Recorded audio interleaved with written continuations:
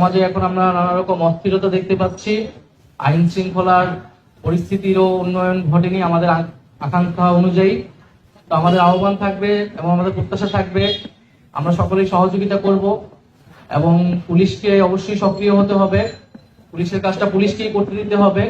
আমরা নিজেরা কেউ আইন হাতে তুলে নেব না এবং শান্তি, সম্প্রীতি এবং সহনশীলতার চর্চাটা আমাদের প্রত্যেকের নিজ নিজ জায়গা থেকে আসলে করতে হবে। এবং সকলে শুধু একটি কথাই বলবো যে রমজান মাস চলতেছে, রমজান আমাদেরকে আত্মসংযম এবং ধৈর্য এবং সহনশীলতার শিক্ষা দেয়। আমরা সেটা ধারণ করব।